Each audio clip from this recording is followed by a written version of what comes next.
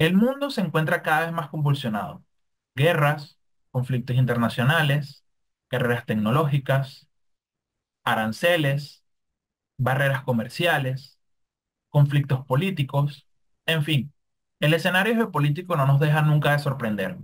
Y las decisiones que tomen los grandes jugadores, es decir, las economías más grandes del mundo, de alguna manera nos afectan a nosotros las economías en vías de desarrollo. 2024, 2025 en particular han sido años muy interesantes porque han sucedido muchos cambios que de alguna manera nos impactarán en el corto, mediano y largo plazo. Es por eso que en búsqueda de entender un poco y darle sentido a todo esto que ha venido sucediendo con tanta rapidez, nos hemos dado cita el día de hoy para hablar sobre el escenario geopolítico y su impacto en la economía global. Y para ello tenemos un invitado de lujo. Nos gustaría presentar a nada más y nada menos que a Anderson Riverol. Vamos a comentarles un poco sobre su perfil. Anderson es TCU en Comercio Exterior en la Universidad Simón Bolívar, en Caracas, Venezuela, pero además cuenta con estudios en Asuntos Públicos en el IESA y en la Universidad Católica Andrés Bello.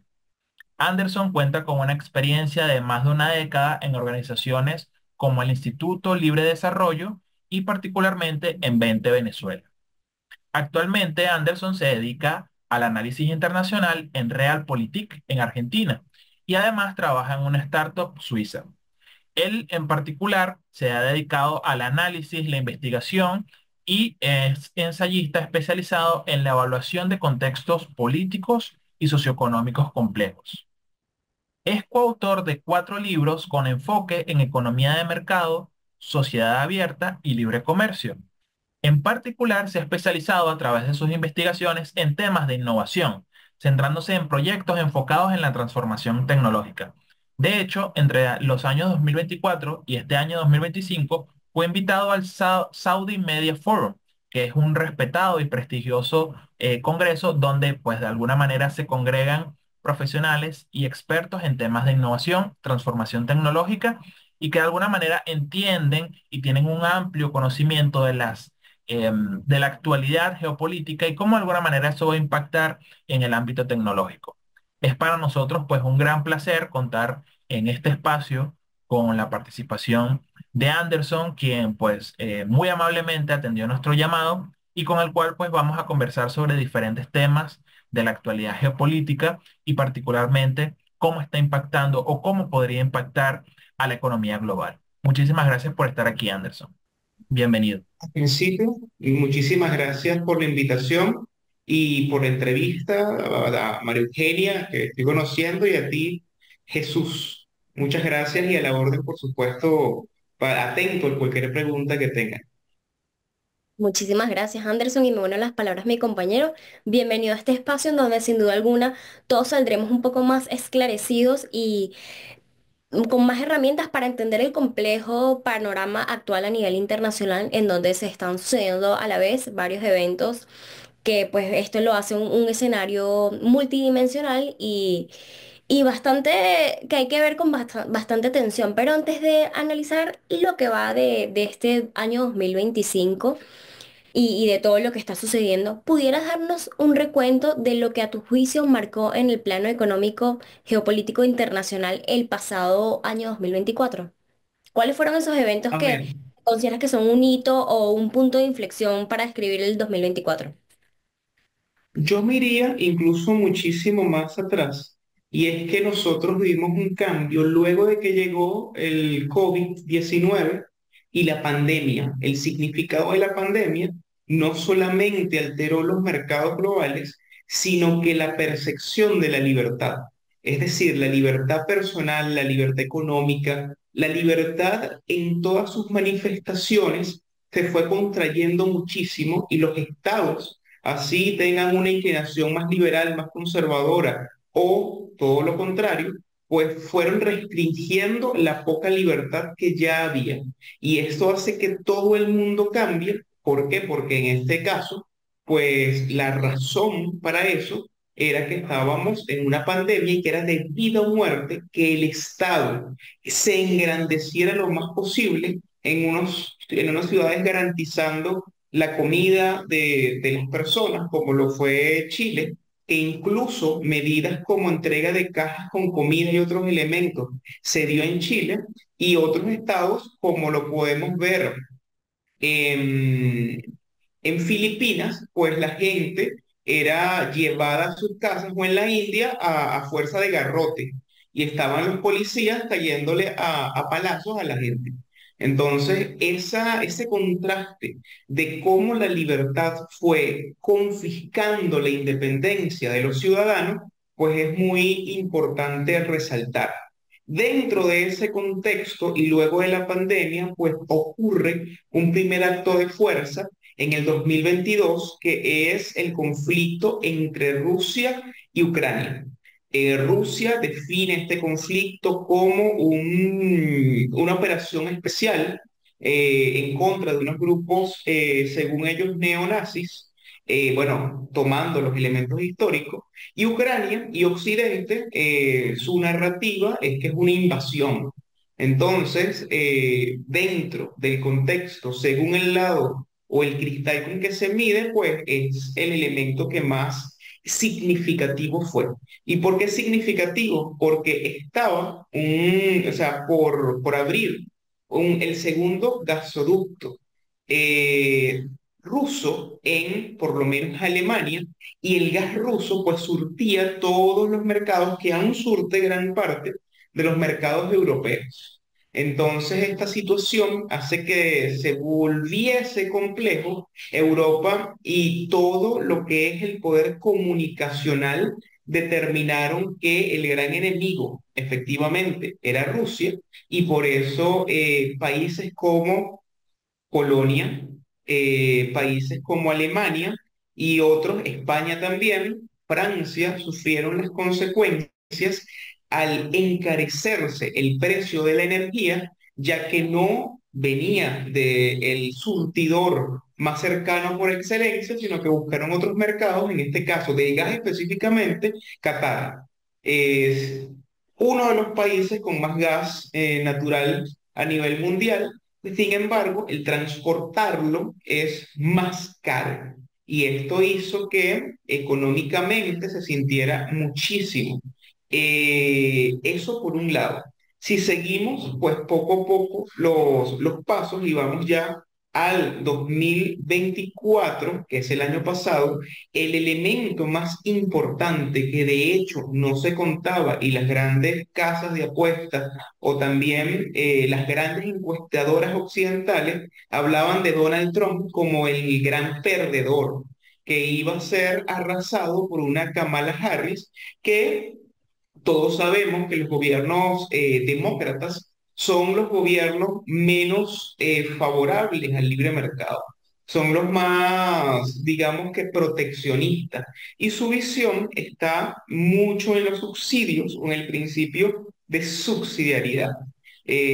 Por supuesto, lo que significó la victoria en el 2020 de Biden es que el radicalismo demócrata pues ocupara muchos espacios y con eso acusaciones contra el libre comercio, acusaciones contra los empresarios. A nivel religioso tenemos una figura como el Papa que también se manifiesta en contra de él. Y parece que el conejillo de Indias a nivel mundial es el libre comercio y el libre mercado. Entonces, esa es más o menos la situación que se viene viviendo. Por supuesto que los conflictos no son escasos a nivel mundial, pues lo tenemos en el Medio Oriente, en el caso de Gaza, por supuesto, los tenemos en Latinoamérica con sistemas que han ido mutando de la democracia al autoritarismo. Lo vemos en todas partes, incluso en Oceanía, donde no llegan muchas noticias, pues también hay casos de intentos de descolonización que llevan además grandes protestas que son muy importantes, pero que realmente por la lejanía no se ve reflejado. Y no hablemos de África, porque allí la situación es mucho más compleja. Tenemos por lo menos a ISIS, que ya está en gran parte de estos territorios, como lo puede ser Nigeria, como lo es la nación africana o sea, sé el nombre de la ciudad que está afectada, que es Cabo Verde, de Mozambique, por supuesto. Eh, es decir, el mundo actualmente está con una gran convulsión y esta convulsión lleva a la incertidumbre total. Y actualmente, pues estamos en presencia de una guerra comercial. Ya no es la guerra que se hace por las armas, sino que se hace a través del comercio, de los aranceles, de la economía, que yo diría gran parte de este experimento se llevó adelante contra Rusia de Putin, sobre todo la Unión Europea y Estados Unidos aplicando sanciones, y por eso es que la situación se vuelve actualmente tan compleja, pero la diferencia es que la economía o el tamaño de la economía rusa no es comparable con el tamaño de la economía china, quien realmente puede hacerle frente a Estados Unidos, y de hecho el proyecto que tuvo o que tiene el gobierno y que este año llega a su máximo, que es Made in China 2025, y se propuso y se comenzó a llevar adelante en el 2015, pues son 10 años de una modernización muy poderosa y donde China destaca por la tecnología, China aparte por la creación de inteligencia artificial actualmente que está muy sonado, pero sobre todo a nivel de transporte, el transporte eléctrico. Así que hay un gran conflicto de intereses dentro de la dinámica que se está viviendo y por eso es que hay tanta dificultad en predecir. Los economistas, los analistas internacionales, todos los que están en las ciencias sociales tienen un rango o planean predecir escenarios futuros y esto está, en lo más cercano es Alicia en el País de la Maravilla. De repente puede salir un sombrero loco y de repente está ya el gato que aparece y desaparece. Esa es la situación que estamos viviendo a nivel internacional y los hitos pues fueron esos, pero yo creo que el más importante es el de la pandemia del COVID-19. Creo que nos has dado un paneo bastante interesante porque has cubierto, pues digamos, todos estos grandes temas que sin lugar a dudas están marcando la agenda. Y de hecho, gran parte de lo que mencionaste, el tema de Ucrania, el tema arancelario, vamos a conversar un poco al respecto en esta conversación y queremos entonces profundizar un poco más en esos aspectos. Tú tocaste un tema muy, muy interesante y una palabra clave que fue el de la incertidumbre, ¿no? Y todo viene también a raíz un poco de lo que se esperaba que sucediera, que era quizás una continuidad de las políticas en Estados Unidos, digamos, en la figura de Kamala Harris, pero sucedió, digamos, lo que muchos no esperaban y es que, bueno, Donald Trump llegó nuevamente a la presidencia. Y fíjate que llevamos poco más de 2 meses desde que Donald Trump asumió la presidencia y es innegable pues que esto ha significado un terremoto geopolítico en todos los niveles, ¿no? Y de hecho, gran parte de lo que vamos a conversar el día de hoy tiene que ver de una u otra manera en lo que la primera economía del mundo está haciendo, porque al final de cuentas, como dice el dicho, si Estados Unidos estornuda, al mundo le da gripe, ¿no? Entonces, para comenzar un poco esta discusión sobre este tema, bueno, hace tan solo unos días, 3 días, si no estoy mal, el presidente estadounidense anunció una batería de sanciones a nivel mundial, algo que sin lugar a dudas marca un precedente bien interesante. Y bueno, básicamente lo que se habló es de que se va a establecer un arancel mínimo del 10% a pues todas las economías a nivel global, con diferencias dependiendo de el nivel de déficit de balanza comercial que se tuviera con el país en particular. Entonces, queríamos entender un poco cuáles son a tu juicio las posibles consecuencias que podría tener este hecho sobre el comercio a nivel global. A ver, hay un elemento muy interesante y es la razón por la cual hay tanta incertidumbre actualmente y es la poca posibilidad de predicción que se tiene sobre Donald Trump. Donald Trump un día, por ejemplo, habla y dice que va a poner unos aranceles, que va a poner unos aranceles en un país y después a las horas se retracta, o después, o eso lo pudimos ver en la pelea con el presidente Petro de Colombia, y al final es más una herramienta política que otra cosa. Lo que sí creo es que no puede ser justificable. A ver, yo hoy, y creo que es importante mencionarlo, pues leí un delirante artículo, y así, así lo hablo, sobre la comparación de Ronald Reagan con el presidente Trump. El presidente Trump en el pasado tuvo una visión, creo que mucho más abierta en su anterior administración económicamente, que le dio resultados. Sin embargo, todo el acoso político que sufrió, pues bueno, tiene consecuencias. Así que el primer mensaje es, yo creo que lo más óptimo hubiese sido dejar gobernar a Donald Trump en el segundo mandato para que no llegáramos a la situación que llegamos ahora.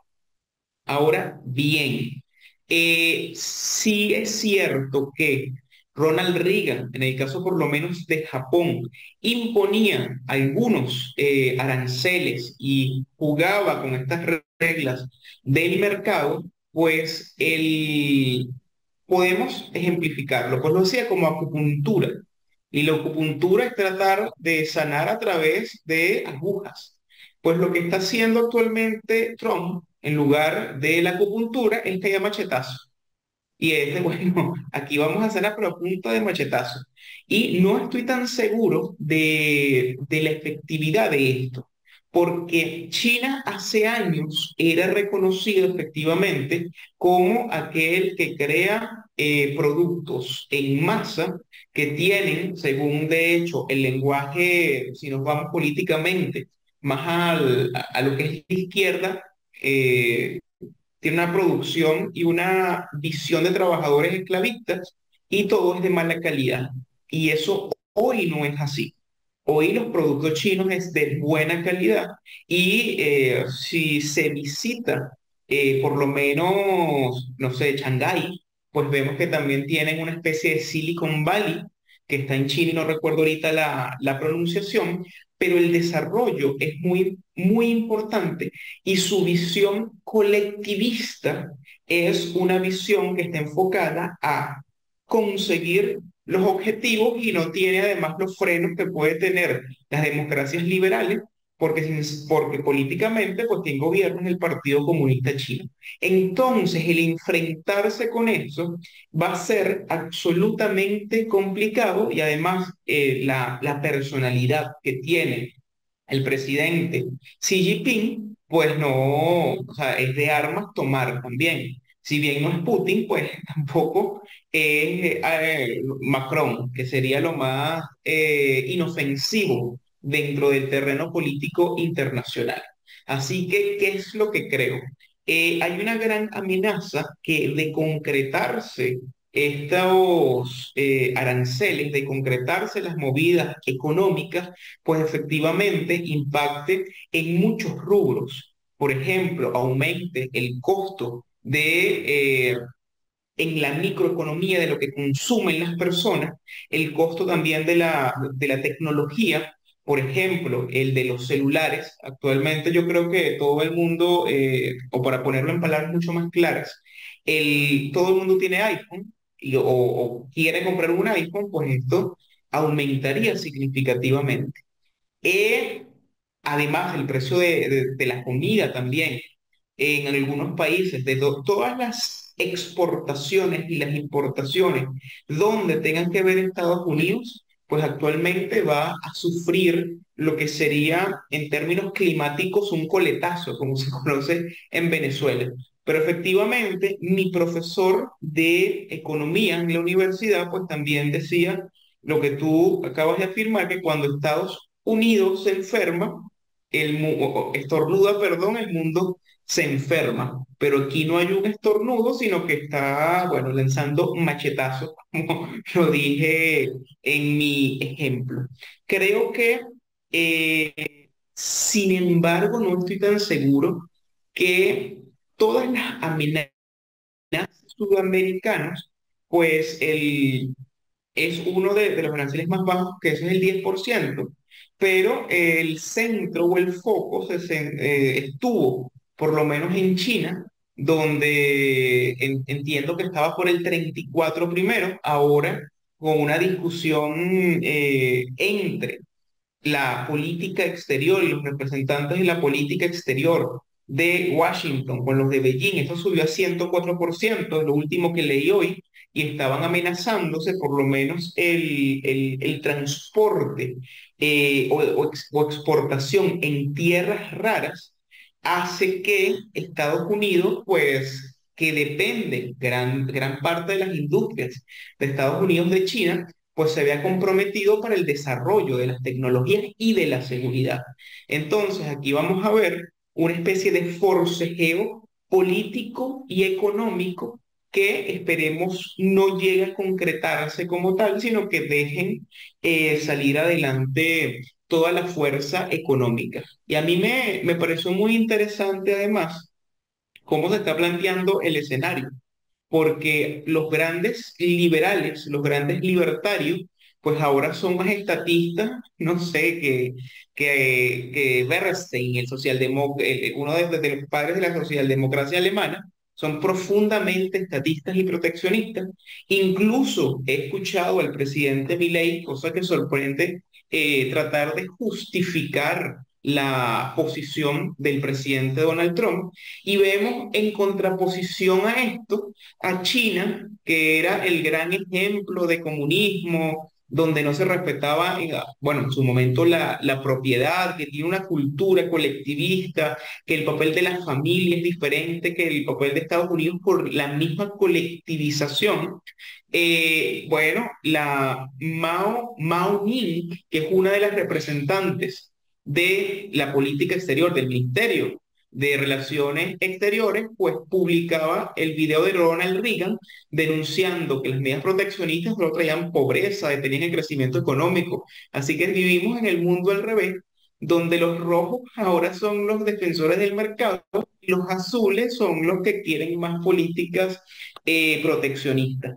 Así que eso es absolutamente interesante en el análisis internacional económico, como el Partido Comunista Chino defiende el libre mercado y el Partido Republicano estadounidense pues defiende el proteccionismo.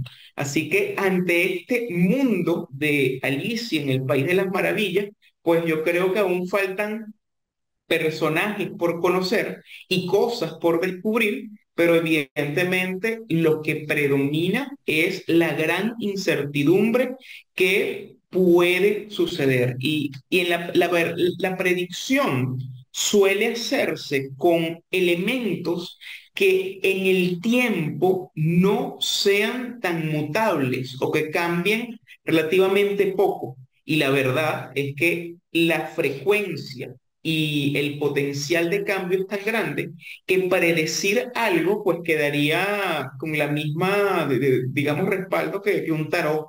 Bueno, puede ser que me salga el horcado, me sale, no sé, la carta del mundo, pero al final eso no necesariamente va a corresponder a lo que pase en la realidad. Y por eso el decir un análisis, decir qué es lo que va a pasar, es tan delicado en este contexto, porque evidentemente lo más probable es que todo análisis falle. Excelente, Anderson. No, nos compartes una perspectiva muy completa al respecto. El tema de los aranceles ha despertado mucha suspicacia entre los analistas internacionales, entre economistas incluso, porque esto no solo va a repercutir ya en relaciones bilaterales de los países, sino también hay un punto muy interesante y muy crítico en todo esto, que es que también puede repercutir directamente en un mecanismo de integración que poco a poco a lo largo del tiempo se ha ido forjando, que es el de América del Norte. Las economías de Canadá y México son muy unidas a Estados Unidos, además por sus semejanzas culturales. Eso ha consolidado lo que anteriormente era el TLCAN, que es el Tratado de Libre Comercio para América del Norte, y que hoy en día es el TEMEC. Pero allí entra en juego justamente todos los avances que se habían logrado hasta el momento. En el caso específico de México y Canadá, Estados Unidos impuso después de idas y venidas los aranceles del 25% de todos los bienes, excepto a exportaciones canadienses de petróleo y energía, que recibieron un arancel menor del 10%, sin embargo, con la amenaza latente de que pueden subir. En respuesta a esto, la presidenta mexicana Claudia Sheinbaum ha implementado medidas también de represalias arancelarias y no arancelarias como respuesta. Y el nuevo primer ministro de Canadá, Mark Carney, ha señalado que la relación tradicional con Estados Unidos ha terminado. Entonces, esto pone ya cierta barrera entre estos países que se han ido consolidando. ¿Cómo consideras que pueden estos aranceles afectar las economías de México y Canadá? ¿Y qué consecuencias económicas puede tener esta guerra comercial en las economías de América del Norte? ¿Consideras que este puede ser el principio del fin del TEMEC?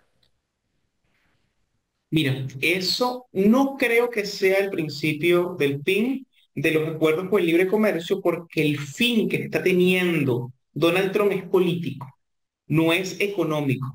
Él además cuenta con analistas de los más altos niveles que no son proteccionistas. Sin embargo, esta medida es una jugada política y la política es el campo de las percepciones.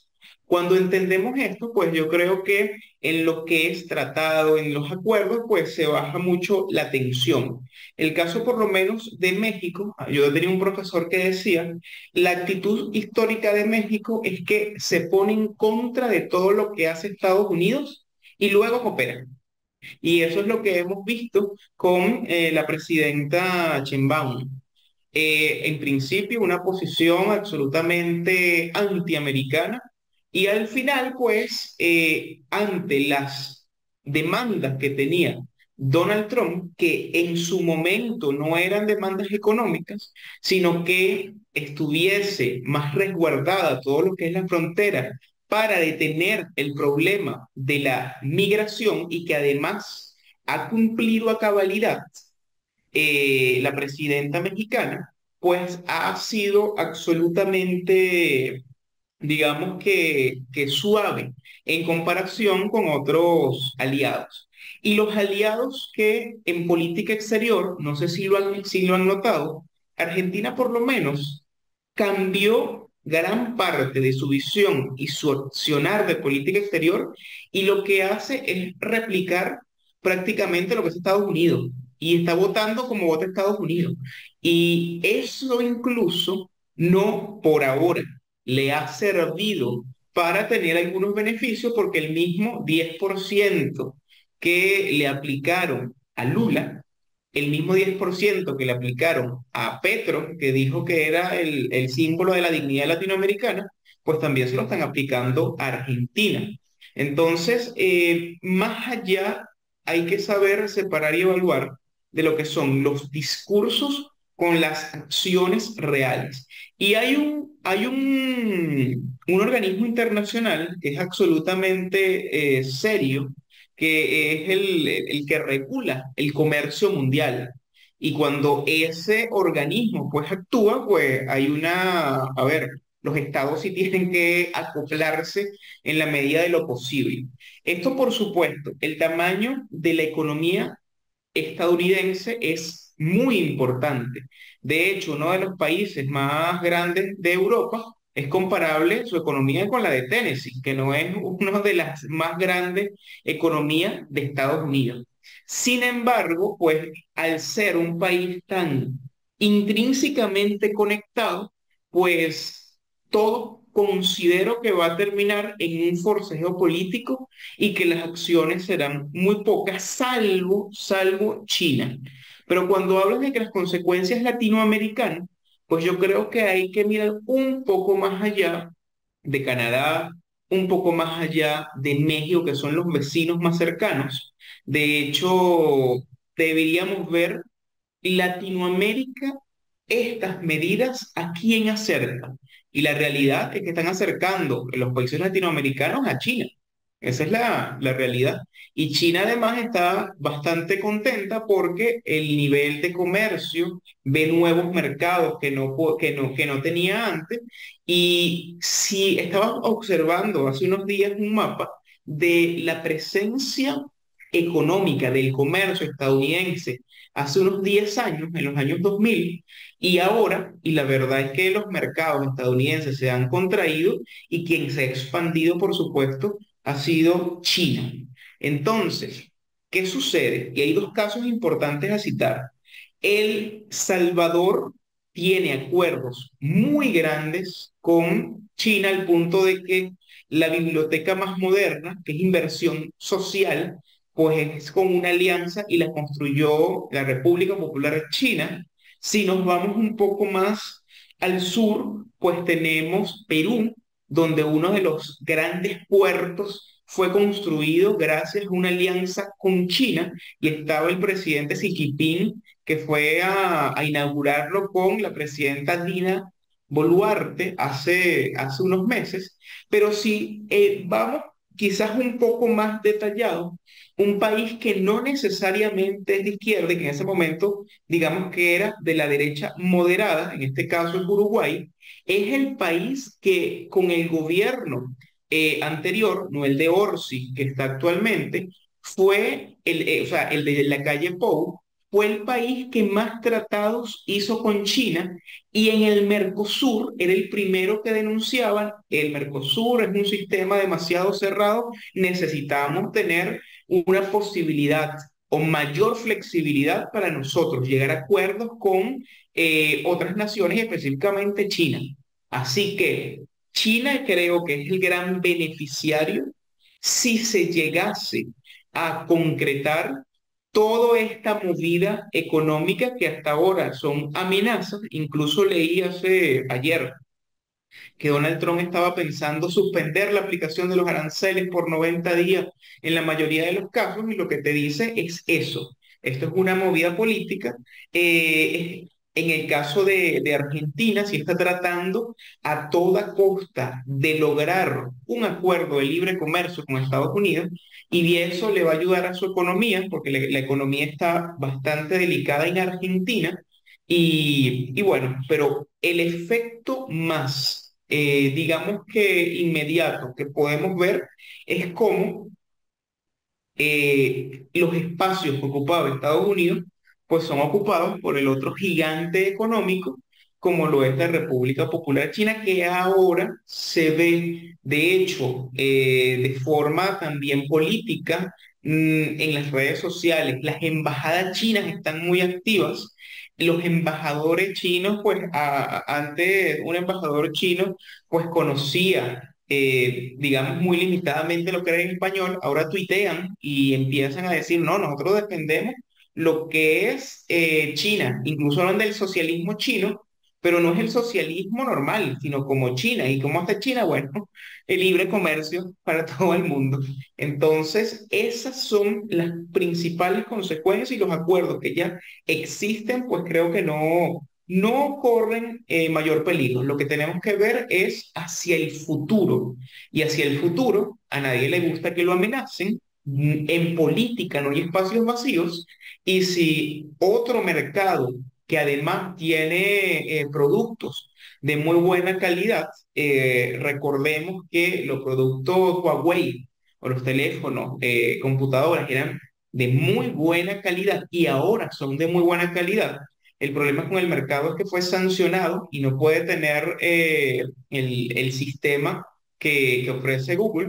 Y eso, por supuesto, que las personas o sea, prescinden de él, pero no podemos decir que es como era antes. Así que si esto no se resuelve y se comienza a dialogar y a llegar a acuerdos, pues efectivamente otro mercado va a tomar el papel que tenía Estados Unidos. Yo en ese caso sí soy un poco más optimista y creo que todo va a terminar, o sea, van a terminar los países negociando con Estados Unidos. Ya la Unión Europea dijo que quería llegar a un acuerdo. El primero, por supuesto, fue Argentina. que lo dijo en Estados Unidos el presidente en la entrega de un premio hace unos días, y esas negociaciones se van a ir dando.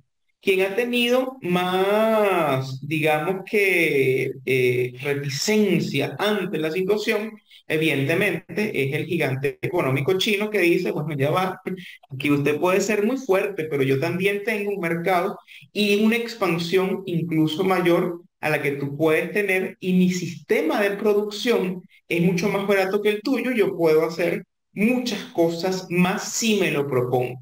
Así que yo creo, y de hecho colocaba en mis redes sociales, yo creo que no hay que hacer que China pierda la paciencia, porque el mundo, como está interconectado, pues puede tener consecuencias negativas, pero todo va a tender siempre, creo que es a el diálogo, y creo que esa además es la mejor forma. Esperemos que no vayamos a estadios donde efectivamente nos afecten a todos, y mientras tanto, pues veamos ese espectáculo donde dije hace un momento que China defiende y se volvió ahora a Dalí del libre comercio, y Estados Unidos, pues bueno, prácticamente agarró el libro de Carlos Marx y dijo, no, aquí vamos a ser absolutamente proteccionistas. Muchas gracias, Anderson. Tú tocabas unos temas muy, muy clave, ¿no? Y justamente era algo que nosotros teníamos acá en agenda, ¿no?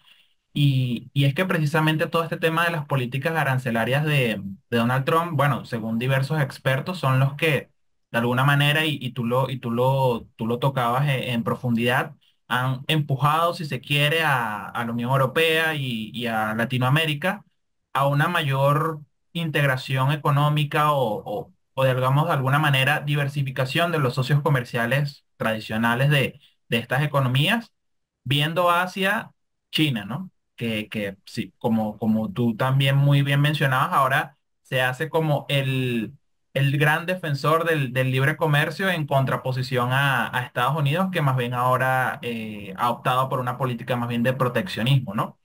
Y nos comentabas un poco sobre esas implicaciones económicas, geopolíticas que podría tener esta mayor cooperación con China.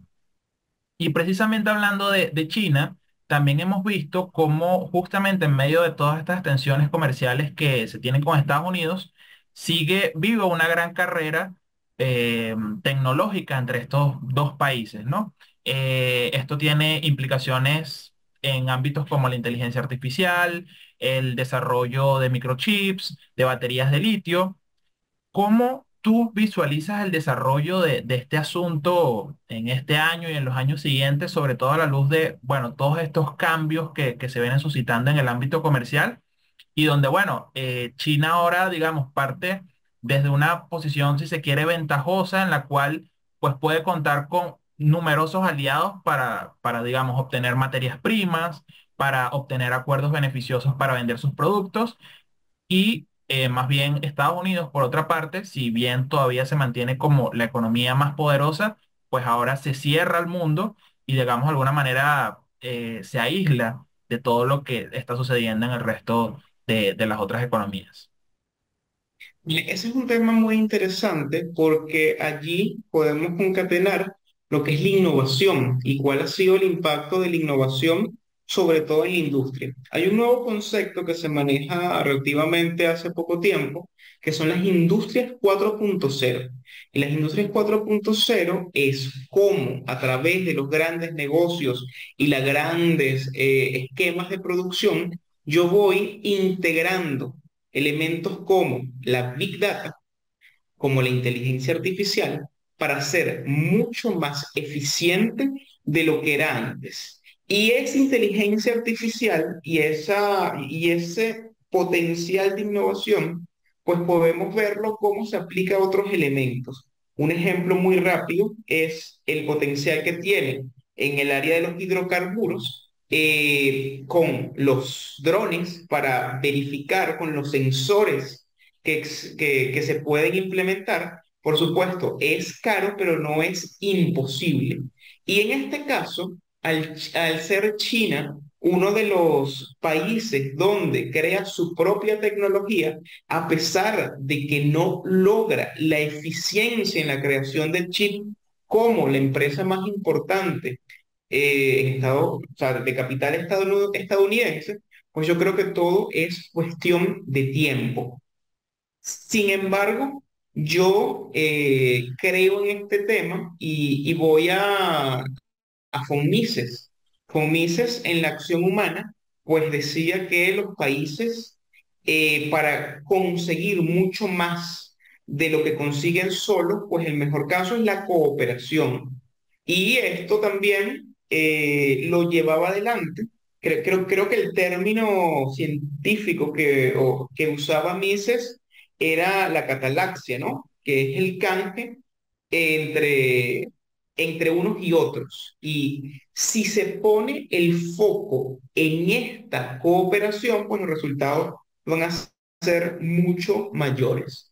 Estados Unidos en inteligencia artificial hasta ahora ha ido muy bien con su capital privado. Y el poder de ese capital privado pues ha cimentado todo lo que es su desarrollo. De hecho, OpenIA, que es el que desarrolla ChatGPT, pues vemos cómo va evolucionando de forma acelerada y cómo se vuelve cada vez más complejo los algoritmos que logra prácticamente entender a la persona. Y lo que vemos es lo que realmente, o sea, lo último del mercado, pero las investigaciones son muchísimo más adelantadas y si nos vamos al caso chino, pues la información es mucho más cerrada y no sabemos qué es lo que hay allí. A ver, nosotros en Latinoamérica, pues yo creo que estamos muy limitados en este caso por la situación política. Y no hablo solamente de la situación política de Venezuela, podemos ver la de Argentina, Colombia. A pesar de que hay recursos, pues el área de la innovación no es un área que está completamente desarrollada. Y si esto, y un caso que conozco muy bien, que es el caso de Arabia Saudita, donde están aplicando la innovación en cada parte de o sea, casi que en todos los rincones de la vida, en los negocios, y han dividido a Riyadh en distritos, y hay un distrito financiero súper tecnológico, súper desarrollado, pues esto lo logra, es gracias a que puede cooperar con otros. Y la cooperación entonces es lo central. Recuerdo que en una cena que tuve en Riyadh, yo le preguntaba a un responsable de comunicación del Ministerio de Comercio, que quiénes eran sus aliados comerciales. Mira, ¿quién de este país que es tan próspero actualmente, que es tan innovador, que tecnológicamente se ve tan interesante al punto de que vemos robótica ya aplicada con, por supuesto, inteligencia artificial dentro de restaurantes o en otras áreas? O sea, cómo logran eso? Y ellos dicen, bueno, nuestros principales comerciales, indudablemente, el primero es Estados Unidos. El segundo, debo decir que China. Y el tercero es el Reino Unido. Es decir, aquí el libre comercio está y la cooperación entre geográficamente países muy distintos, culturas absolutamente distintas, historias absolutamente distintas, ayudan también a que este país pues vaya muchísimo más lejos de lo que pudiese ir solo.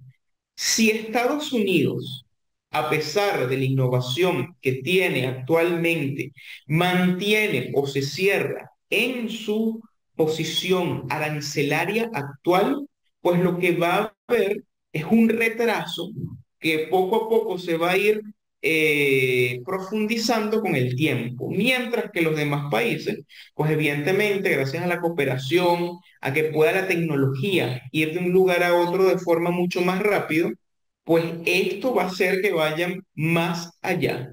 Entonces, yo lo que creo es que deberíamos tener a la par del desarrollo tecnológico, la certeza de que para la innovación se necesita la actitud de innovar. Sin la actitud, tú no puedes llegar a ningún lado porque tu mentalidad pues te va a dar otros resultados y tus acciones te van a dar otros resultados. Sin embargo, estamos aún descubriendo, creo que está muy nuevo para ver, o sea, cómo estaremos en el futuro, pero el potencial que se tiene, se dice que va a transformar todos los aspectos de la vida como efectivamente la vemos hoy, y no solamente en el campo de la economía, sino en el campo de la salud, en el campo del transporte, todo ello. De hecho, me parece muy interesante que el youtuber, me parece, y TikToker, Speed, muy famoso porque recorre el mundo, estuvo hace poco en China y ya se montó en lo que va a ser uno de los carros voladores, que parece un gran dron. Y bueno, lo subió a los aires y él impresionado lo bajó. Y lo que se dice, y leí esa noticia, es que ya en los próximos de 3 a 5 años, en China va a haber carros voladores, que es una de las metas que ha tenido el hombre a nivel de transporte, que de forma compacta puede a través de los cielos, pues llegar las personas a su destino de forma mucho más rápida y eficiente y bueno, y nos ahorraremos muchísimo tiempo. Pero lo que quiero decir es que si China no hubiese tenido ese plan de modernización, hubiese permanecido cerrada y negándose a comerciar y a cooperar con otros, pues la verdad es que no hubiese tenido posibilidades y sería conocida como lo fue en su momento por hacer artículos de muy baja calidad en masa. Y entonces la gente compraba una copia de zapatos. Yo tengo voy para 33 años, pero antes los zapatos chinos que llegaban, en este caso a Venezuela, era para usarlo una sola vez, porque se iba la suela, es la primera vez que uno lo usaba y se iba, bueno, desmembrando y deshaciendo el zapato. Ahora no, ahora las grandes empresas pues han mudado a estos países, pues por supuesto que gran parte de su producción y vemos que el Made in China, incluso el Made in Vietnam, ya no es una señal de, oh no, estoy comprando, sino es algo mucho más naturalizado. Y eso te lo da la cooperación, pero desde lo poco se va haciendo cada vez más grande como una ola y ya no son los zapatos, sino ahora, bueno, son elementos de tecnología que puede en esa misma unión pues tener mayores resultados, investigación, entre otras cosas. Anderson, nos planteaste algo muy interesante en distintas oportunidades a lo largo de esta conversación. Inicialmente nos comentas que Estados Unidos sigue siendo la economía más fuerte del mundo.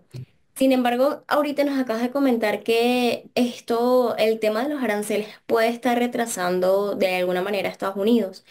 Y esto es una carrera, ¿no? Porque ya Estados Unidos no es la gran potencia, la única gran potencia que es soportada por el occidente, sino que hoy en día, para nadie es un secreto, se está viendo, es ya notorio incluso a nivel cultural, que la balanza geopolítica del mundo ha cambiado considerablemente. Y este poder hegemónico de los Estados Unidos se ha visto no totalmente erradicado, pero sí amenazado y bastante amenazado por grupos como los BRICS o los BRICS Plus.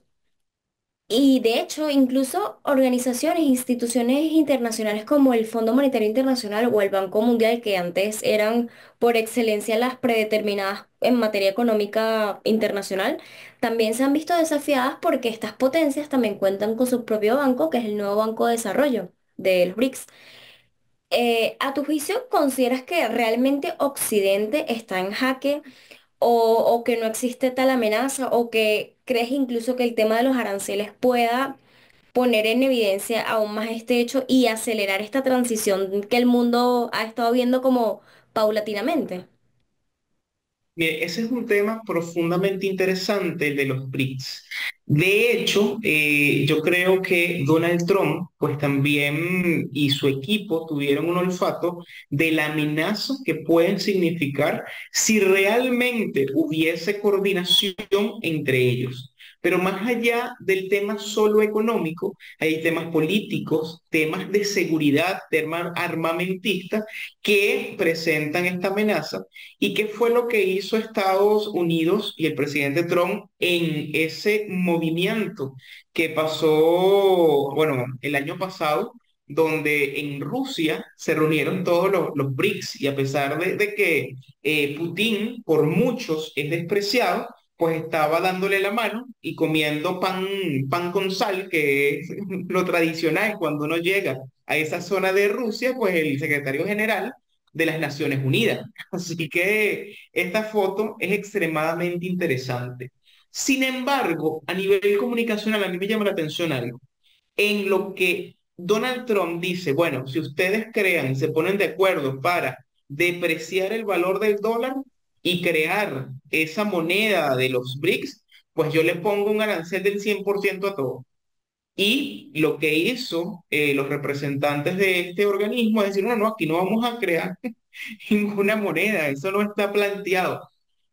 Aún, y esto destaca el por qué el tema arancelario es tan importante, y es que puede ejercer una presión real Estados Unidos sobre todos los demás países. ¿Que la coordinación es posible? Pues sí. Decía, de hecho, el término en relaciones internacionales que muchos han hablado, lo ha hablado China, lo ha dicho también la presidenta de Italia, es decir, de todos los espectros del mapa político, de los más de izquierda hasta los más de derecha.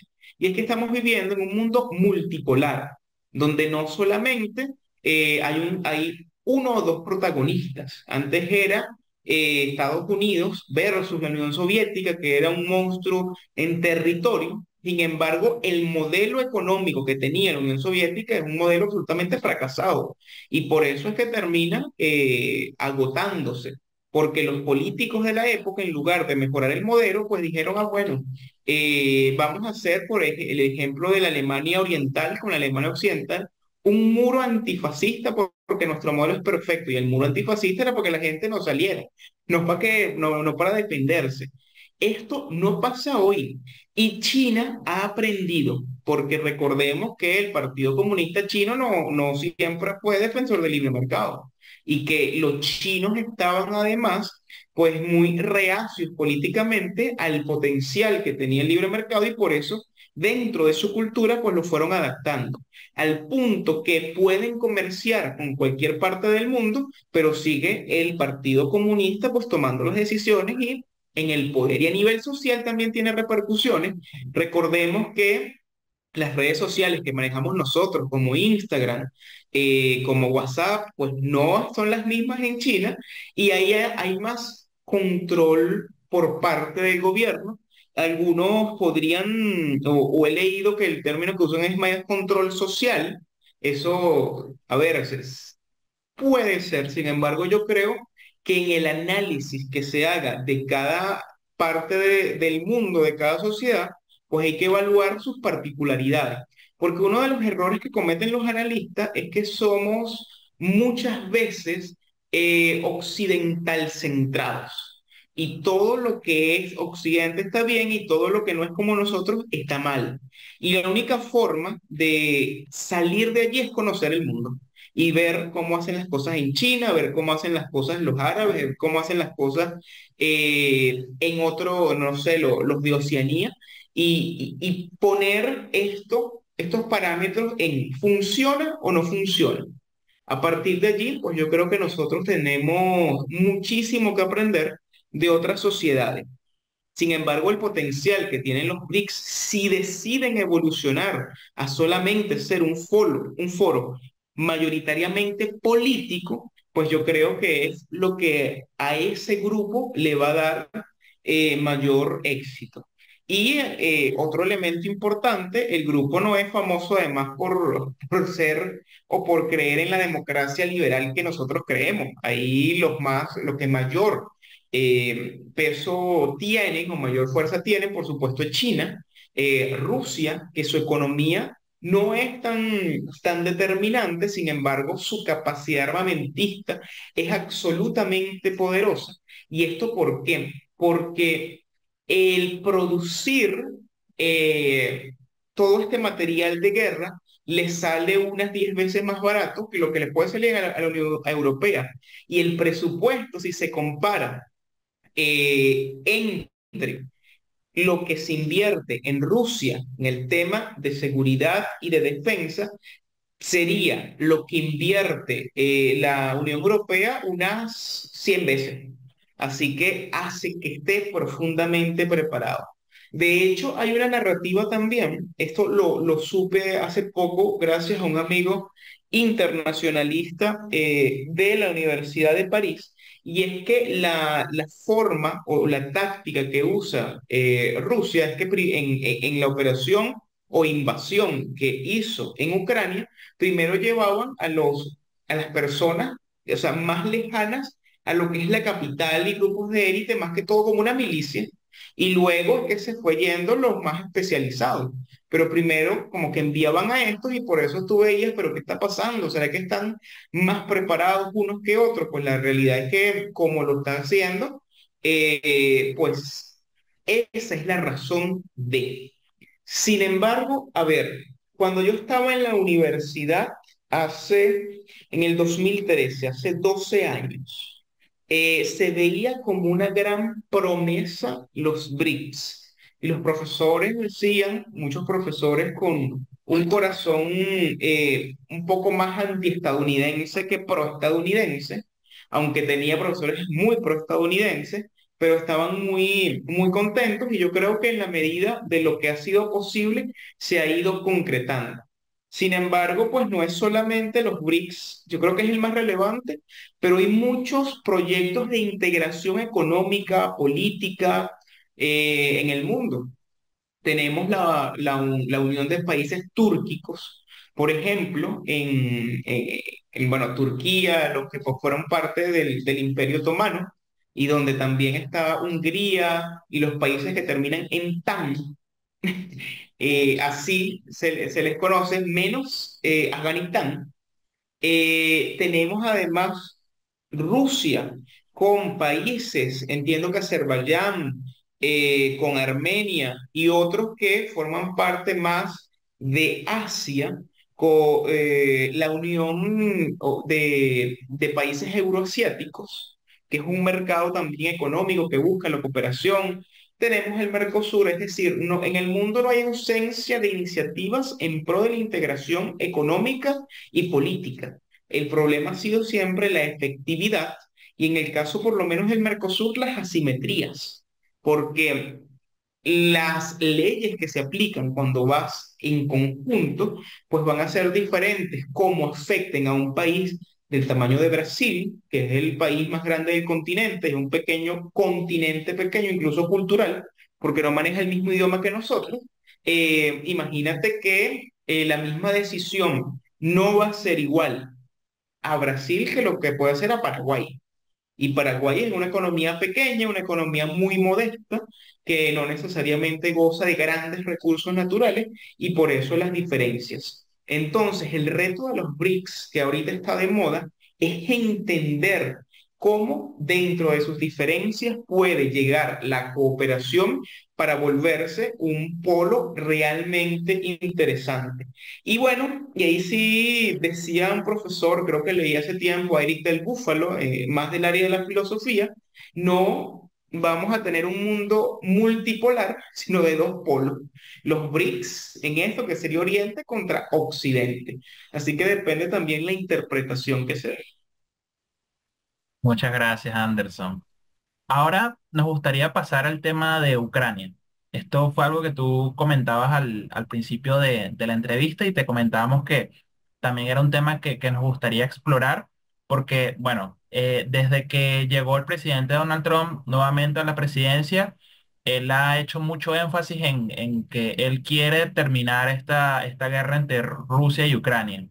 Tanto así que inició incluso un proceso de paz entre Rusia y Ucrania sin Ucrania, ¿no? Que fue bastante interesante. Y dentro, digamos, dentro de esta dinámica que él ha planteado, él pues ha puesto sobre la mesa la posibilidad de que Ucrania básicamente le devuelva esa ayuda que Estados Unidos le ha venido dando desde el año 2002. Y en particular planteó lo que se ha denominado como este acuerdo sobre los minerales críticos, ¿no? Que básicamente lo que establece es que el 50% de esos ingresos de esos recursos minerales, bueno, van a ir a Estados Unidos como parte de ese pago, ¿no? Bueno, el presidente Zelensky ha sido bien enfático en que él no puede firmar un acuerdo de este tipo sin tener garantías de seguridad. Entonces, que todo esto incluso llevó a una situación bien particular que sucedió en el despacho Oval, donde, bueno, hubo un enfrentamiento, digamos, de opiniones entre los dos presidentes, ¿no? Entonces, queríamos saber un poco, en tu opinión, cómo podría afectar un acuerdo de este tipo en particular a la economía ucraniana y el desarrollo de esta guerra. Y añadiéndole a eso, nos gustaría también tener un poco tu perspectiva de cómo también, incluso este tema de cómo Trump ha llevado el tema de Rusia y Ucrania y este acuerdo de paz, ha llevado a que, bueno, Europa básicamente se tenga que rearmar ante, bueno, básicamente el cese de ayuda que ha venido dando Estados Unidos a Ucrania.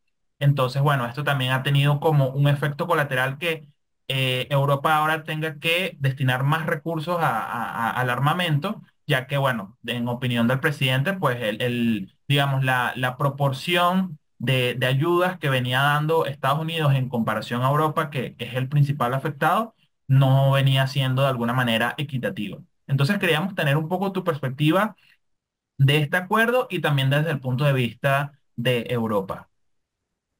Sí, yo creo que más allá que ha afectado Europa y gran parte de sus instituciones han sido grandes, digamos que propagadoras del conflicto en las oportunidades que en hace tiempo se tuvo para llegar medianamente a un acuerdo, pues Europa es la que más de forma tajante ha tratado de intervenir eso.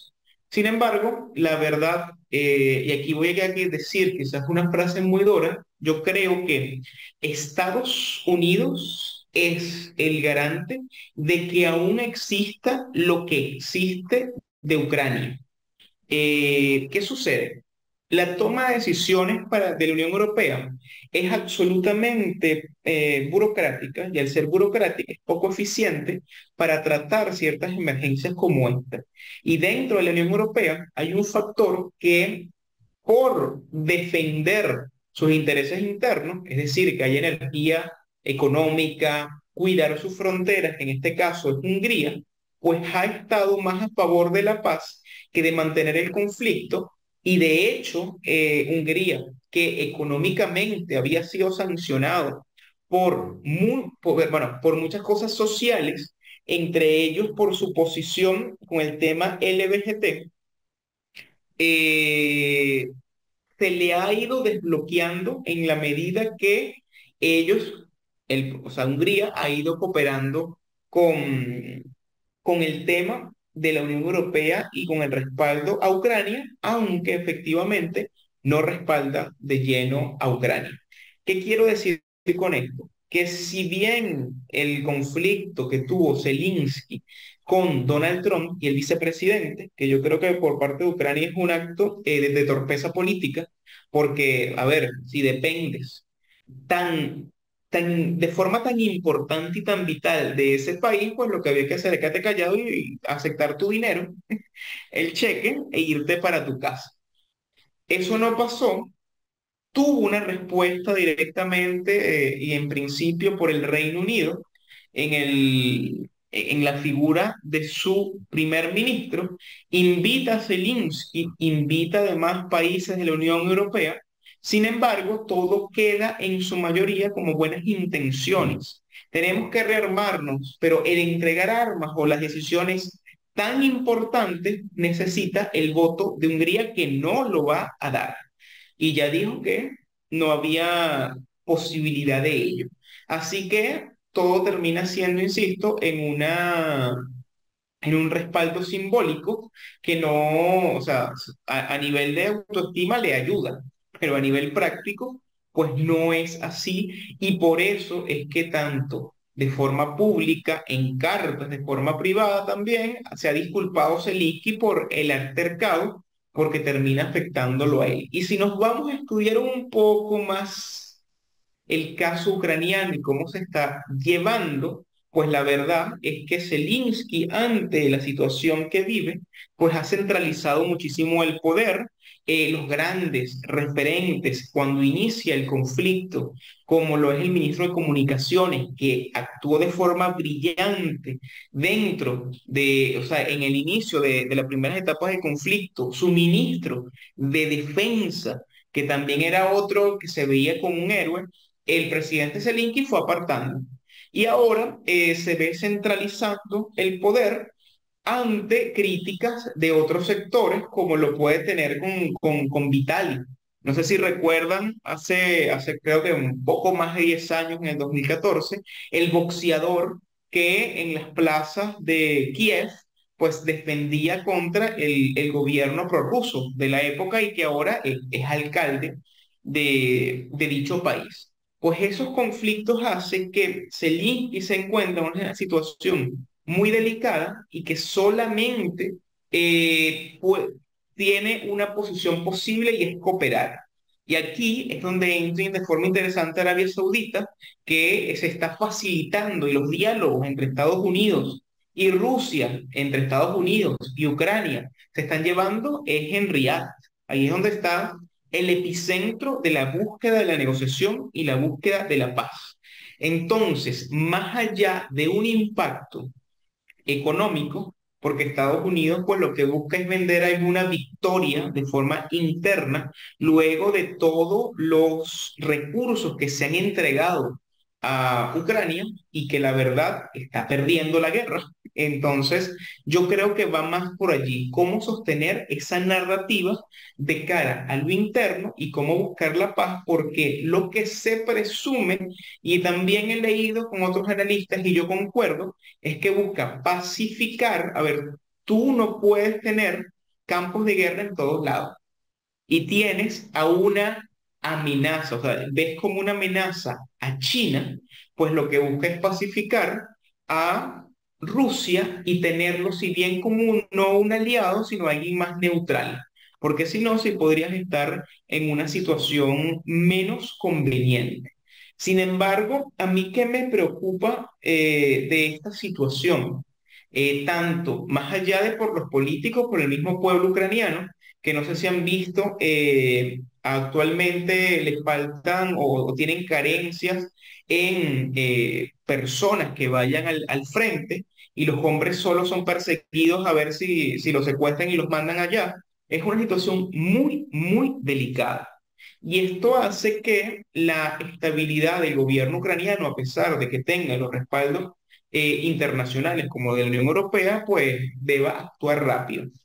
Así que, ¿cómo creo que se va a terminar esto? Y otros también han hablado de ello, y es que Rusia, por supuesto, se impondrá en la medida de los territorios que ya controla.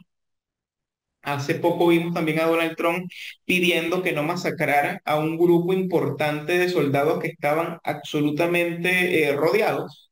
Y entiendo, la respuesta de Putin es, bueno, aquí no vamos a masacrar a nadie, pero que se rindan y se pongan ante la justicia rusa, que aquí se va a respetar los derechos humanos, pero me van presos. Eso fue en lo que terminó y lo que terminó pasando.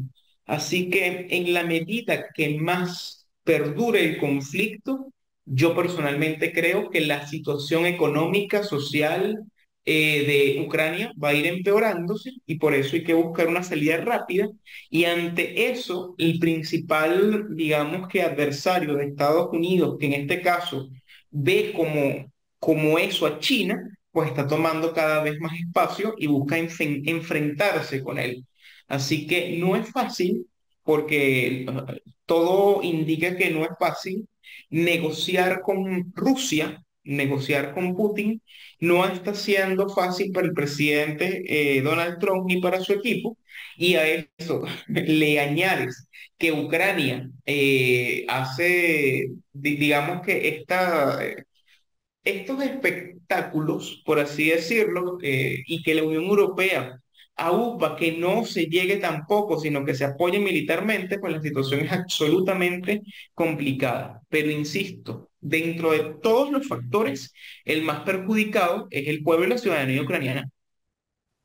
Gracias, Anderson. Sí, realmente el tema de los conflictos bélicos son muy complejos porque hay muchos intereses de por medio, todos los actores están de alguna u otra manera afectados, principalmente los vecinos de los países que están en guerra o también los socios comerciales, pero allí lo principal es la vulnerabilidad de los civiles de los países que se están confrontando. Y en línea con esto que nos comentas, hay una guerra que también se lleva tiempo llevando a cabo, que es el conflicto entre Israel y Gaza. Tras la reanudación de estos ataques, la comunidad internacional ha expresado su preocupación por la escalada del conflicto y además que es un conflicto que ya lleva décadas. En tu opinión, así tal cual como nos acabas de comentar con el conflicto de Rusia y Ucrania, ¿este conflicto consideras que puede finalizar pronto? Yo creo que no está cercano a finalizar, porque la posición de Israel en este caso ha sido que se reconozca su soberanía dentro de los territorios y ven a ver, a los palestinos los ven como invasores. Los palestinos ven como invasores a los israelíes y toda la comunidad árabe lo que busca es un acuerdo donde se reconozcan dos estados, el Estado israelí y el Estado palestino, pero eso no lo va a aceptar de forma tan fácil Israel. Así que esa situación, pues yo creo que va para largo. El punto, creo que más crítico que se vivió fue el 7 de octubre del 2023 que fue cuando el grupo de Hezbollah pues hace los ataques y las incursiones que dan a más de mil asesinados por parte o en Israel, además de los secuestrados.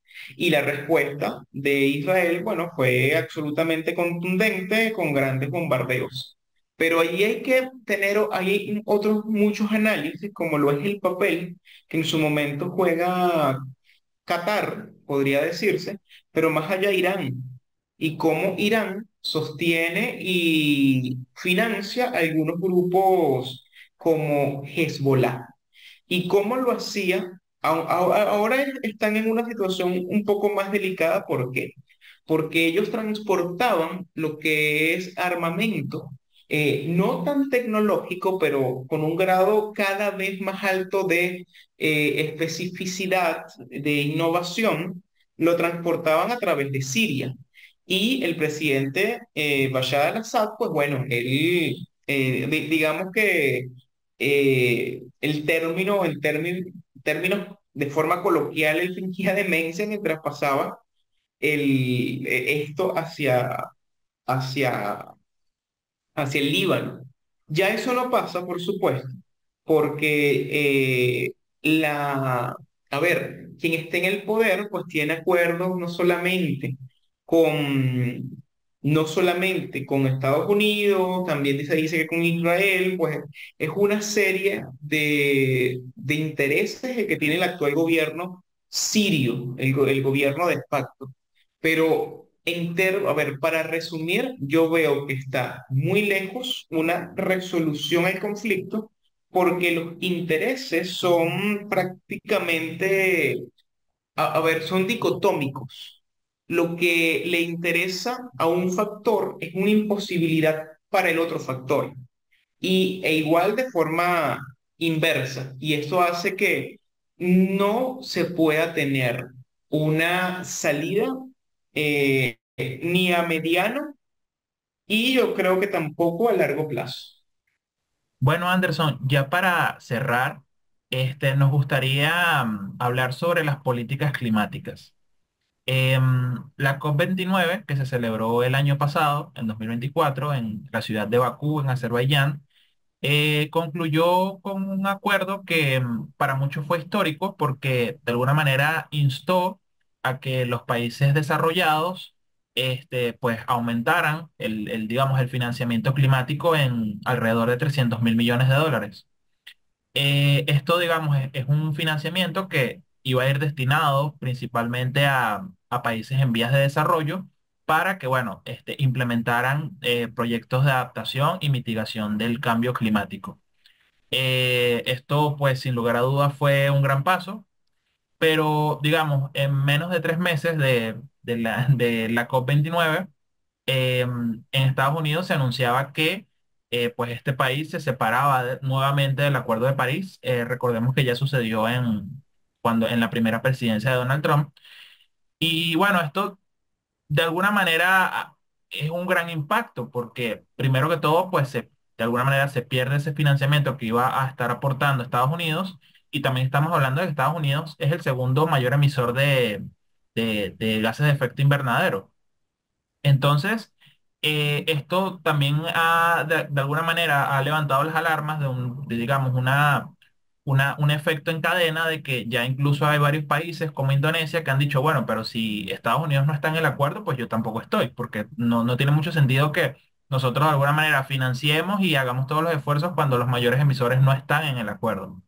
Entonces, nos gustaría pues tener tu visión al respecto. ¿Qué implicaciones crees que podría tener este hecho para las naciones en desarrollo que particularmente requieren este tipo de fondos para implementar este tipo de proyectos?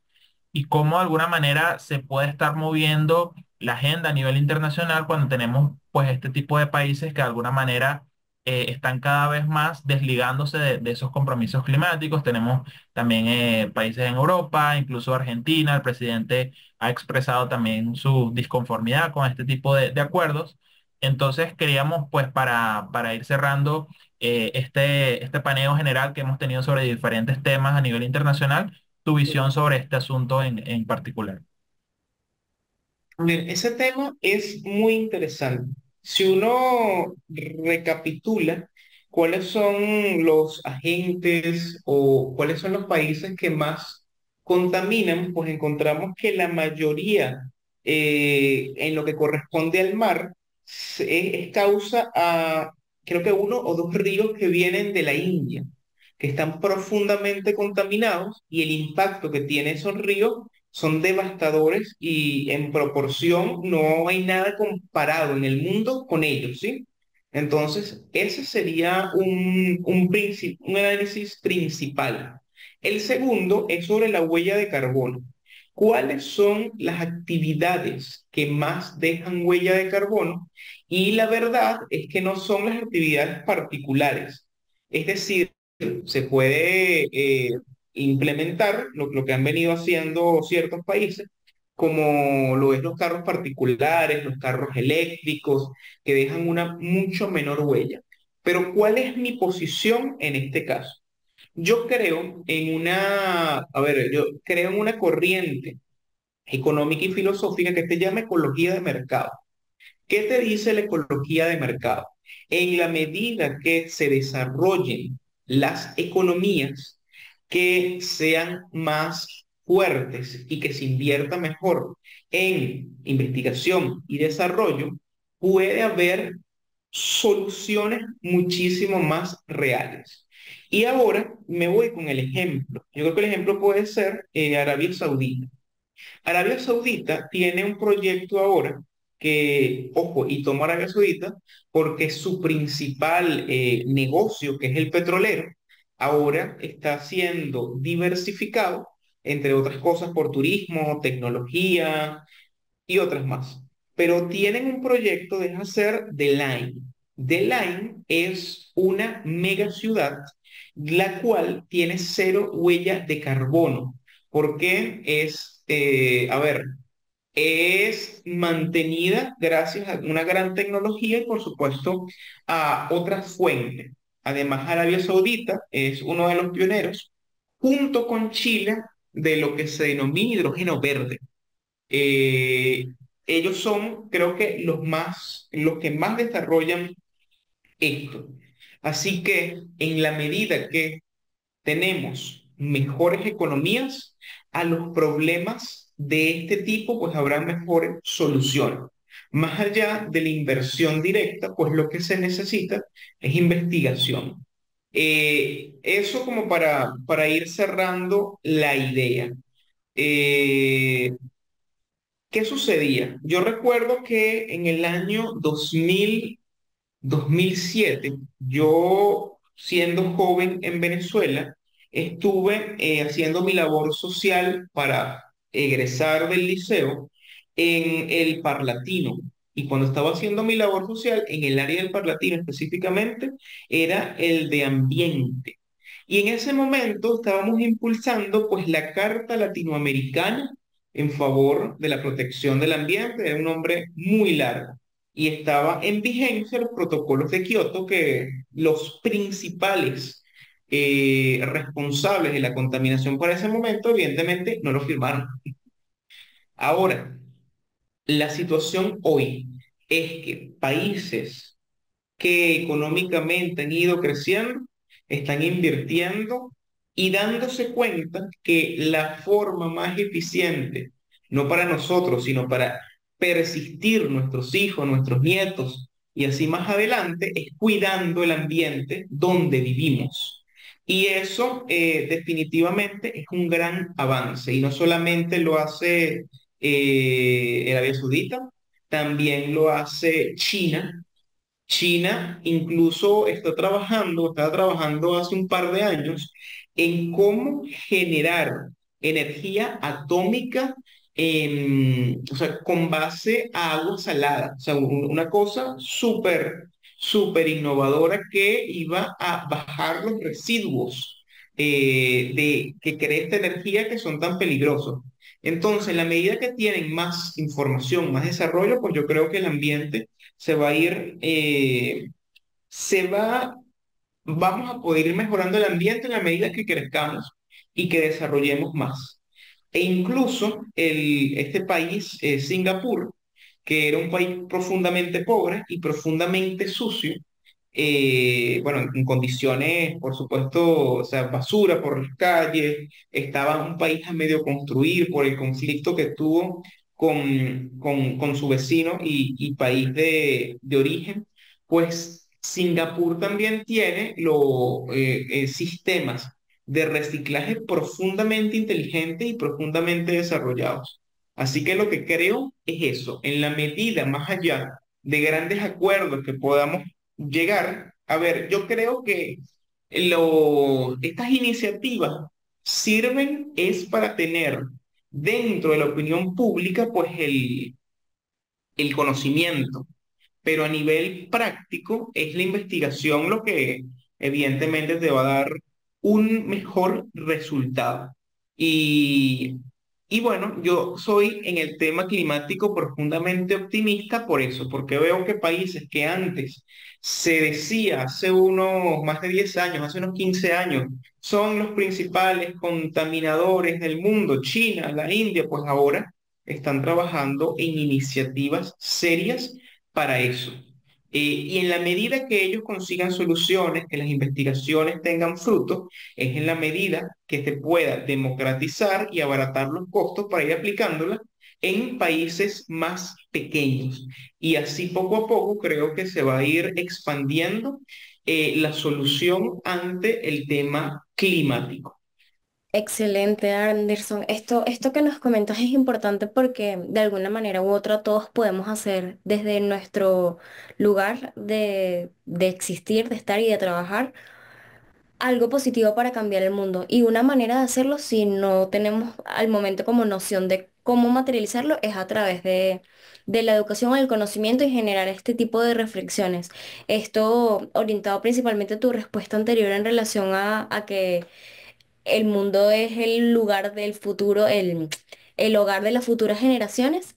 Y a toda esta conversación que hemos tenido desde hace un tiempo de aproximadamente una hora en donde hemos, sin duda alguna, se nos queda corto para todos los temas que están sobre la mesa hoy en día la arena internacional, pero realmente nos llevamos hoy una perspectiva y una noción general, una radiografía 360 de en qué estado se encuentra actualmente el mundo y es justamente eso que comentas, generar la conciencia y esa voluntad de querer conocer qué es lo que pasa para saber cómo, para poder entender el mundo en el que vivimos. Así que bueno, muchísimas gracias. Realmente hoy esta conversación fue muy nutritiva. Abordamos desde temas energéticos, el tema arancelario de los Estados Unidos, que sin duda es hoy en día uno de los que genera pues más incertidumbre. Conversamos acerca de mecanismos de integración de América Latina, de China, de los BRICS. Realmente pudimos aprovechar bastante el espacio y estamos súper agradecidos contigo porque has compartido con nosotros y con todos nuestros oyentes toda tu experiencia en el tema, que la verdad es que es bastante amplia e integral, así que muchísimas gracias por darnos la oportunidad y por compartir con nosotros en la tarde de hoy pues todos tus conocimientos. Pues muchísimas gracias por la invitación a ambos, a la organización, y yo creo que este tipo de iniciativas en el país son muy importantes. En la medida que más se dialoguen, en la medida que más hayan foros y que se contrasten ideas, es en la medida que vamos a tener una mejor sociedad, una sociedad más formada, y esto va a impactar, por supuesto, en el país donde estemos. No podemos olvidar que somos venezolanos y que si podemos aportar al enriquecimiento y compartir conocimientos y experiencias, evaluar qué experiencia es mejor que la otra para solucionar los problemas, pues yo creo que nos va a ir muy bien.